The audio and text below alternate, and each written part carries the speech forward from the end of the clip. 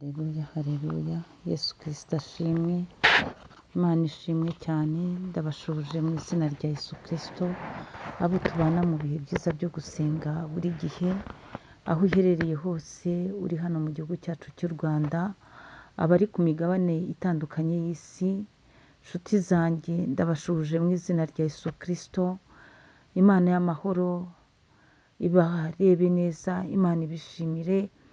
Mfashe umwanya wo kugusuhuza no kugushimira ko tubana mu bihe byiza byo gusenga. Rero aho uri hose nagusuhuzaga, abakristo b'itorero Elayono Mountain Church mu Rwanda, Imana ibanezeze, Imana ibahe umugisha. Yesu Kristo ashimwe cyane. Imana mwese ibambike imbaraga kandi mukomeze mushikame mu Mana. Turacyari mu bihe byiza byo gusenga.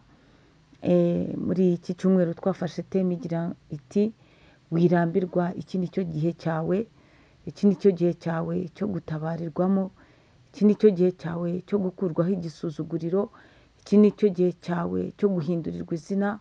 Were kurambirwa, wirambirwa. Twasobanuye neza ko iyo umuntu arambiwe areka gutegereza isezerano, akenshi yicira inzira, akenshi aranabivangavanga. Ariko wowe wamenye Yesu Kristo nk'umwami n'umukiza wawe, wirambirwa, iki ni cyo gihe cyawe. Muri kumwe na Bishop Leonira, umushumba w'itorero Elayono Mountain Church mu Rwanda. Turi muri iyo teme, nyemerera twongere dusome ijambo ry'Imana, igitabo cya Mose Itangiriro, ibice 30, umurongo wa 22 ndetse na 3 tugeze na 4.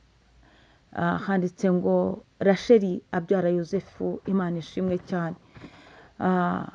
Imana yibuka Rasheli, iramwumvira, izibura inda ye, asama inda abyara umuhungu. Ati Imana inkuyeho igitutsi, hereza Imana icyubahiro. Amwita Yosefu, ati Uwiteka anyongere undi muhungu. Imana ishimwe cyane. Turacyari mu ijambo rivuga ngo wirambirwa, iki ni cyo gihe cyawe.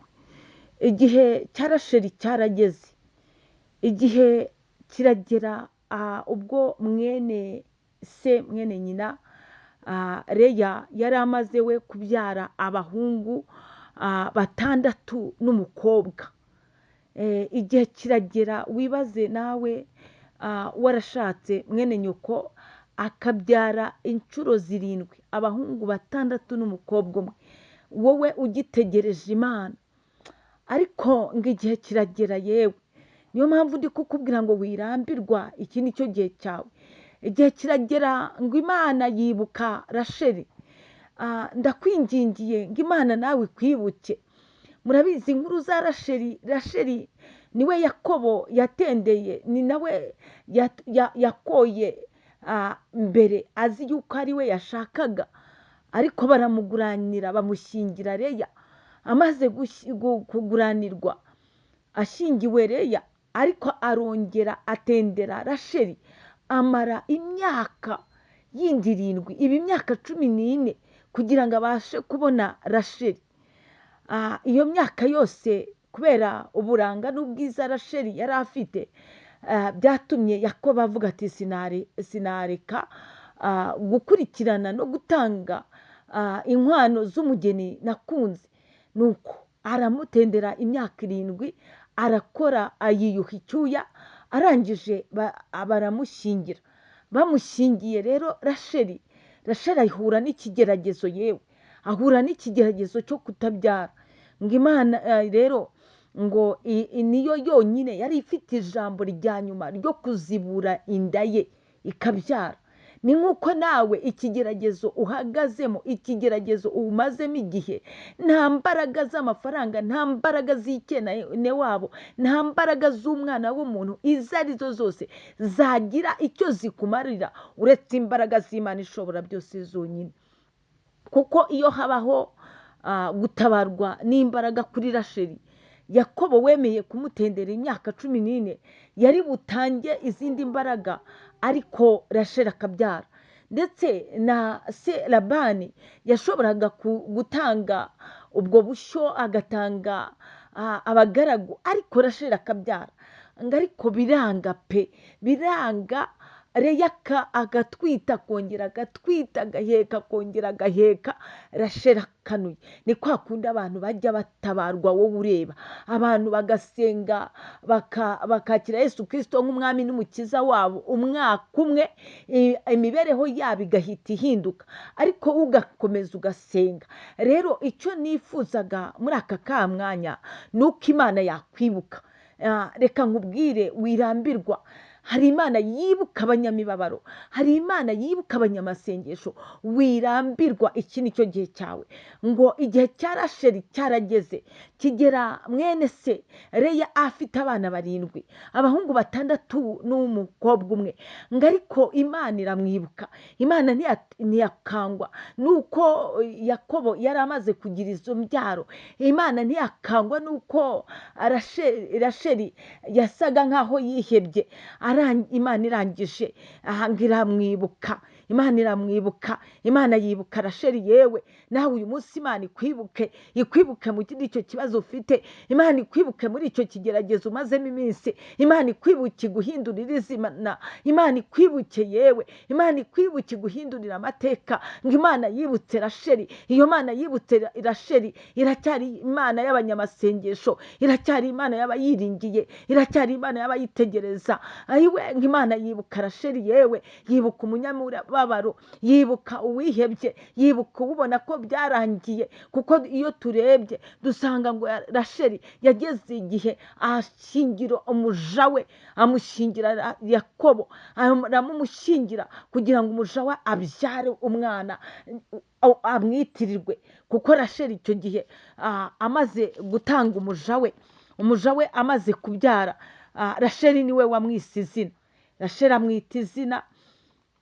Amaze kumwita izina, ariko ntibyamumara umubabaro, kuko ngo yafashe umuja witwa Biruha